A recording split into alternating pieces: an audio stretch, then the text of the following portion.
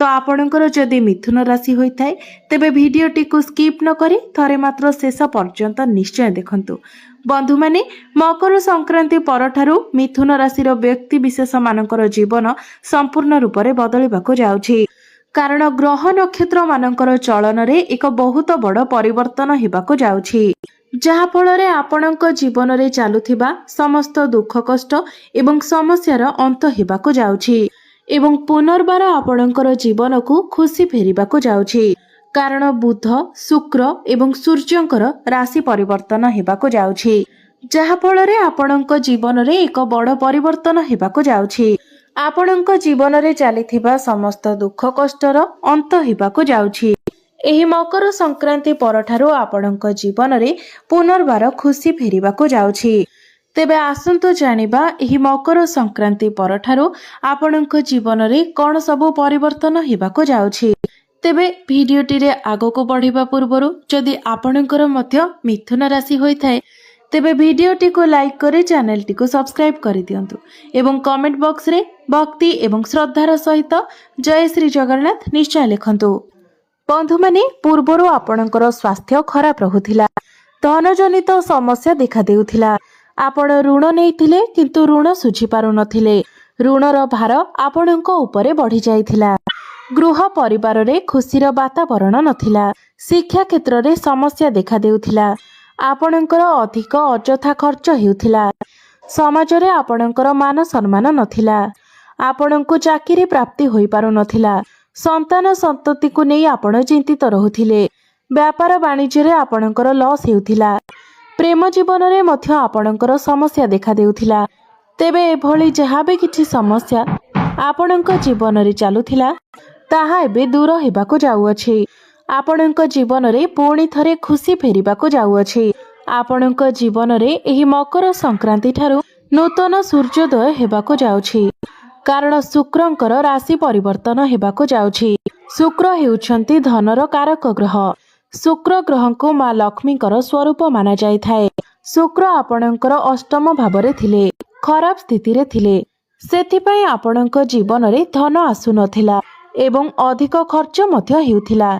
मात्र शुक्र वर्तमान आपणकर नवम भाव को भाग्य भाव को गोचर करुछंती, त्रिकोण को गोचर करुछंती एवं एठारे शुक्रंकर स्थिति बहुत भल रहुछि एवं शुक्र एठारे निजर मित्रंक सहित मित्रंक गृह रे विराजमान अछंती।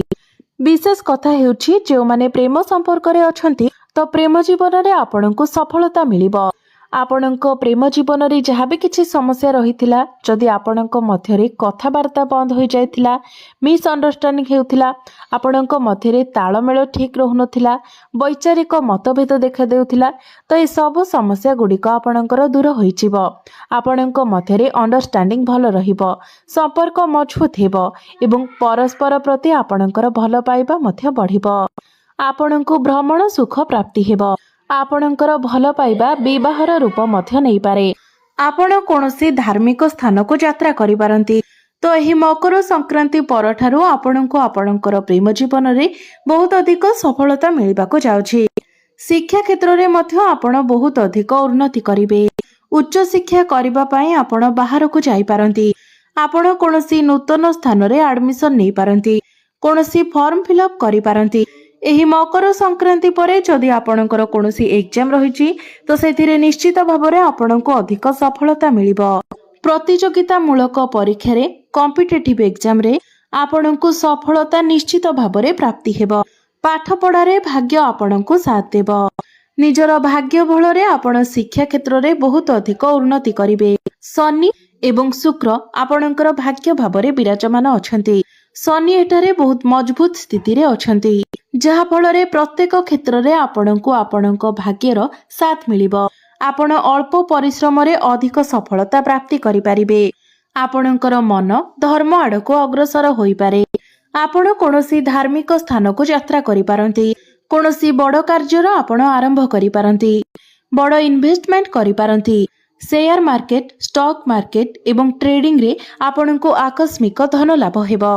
बड़ भाई भौणी मानकर सपोर्ट आपणको प्राप्ति हेबो। पितांकर साहाय्य एवं सहयोग आपणको प्राप्ति हेबो। ଏହି ମକର ସଂକ୍ରାନ୍ତି ପରେ ଆପଣ କୌଣସି ଗାଡ଼ି ମଟର ଯାନବାହନ କୌଣସି ଭୂମି ପ୍ରପର୍ଟି ଆପଣ କିଣାକିଣି କରିପାରନ୍ତି କିମ୍ବା ନୂତନ ଗୃହ ଆପଣ ନିର୍ମାଣ କରିପାରନ୍ତି କିମ୍ବା ଏସବୁ ପାଇଁ ଆପଣ ମନ ବଳାଇ ପାରନ୍ତି। ଆପଣ କୌଣସି ନୂତନ କାର୍ଯ୍ୟରେ ମଧ୍ୟ ହାତ ଦେଇପାରନ୍ତି। କନଷ୍ଟ୍ରକ୍ସନର କାମରେ, ଇମ୍ପୋର୍ଟ ଏକ୍ସପୋର୍ଟର କାମରେ, ବ୍ୟୁଟି ପାର୍ଲର କିମ୍ବା ଷ୍ଟେସନାରୀ ଦୋକାନ ଥିବା ଲୋକମାନଙ୍କୁ ବହୁତ ଅଧିକ ସଫଳତା ପ୍ରାପ୍ତି ହେବ। ଅନଲାଇନ୍ କ୍ଷେତ୍ରରେ, ଡିଜିଟାଲ କ୍ଷେତ୍ରରେ, ମାର୍କେଟିଂ କ୍ଷେତ୍ରରେ ଆପଣଙ୍କୁ ଅଧିକ ଲାଭ ପ୍ରାପ୍ତି ହେବ।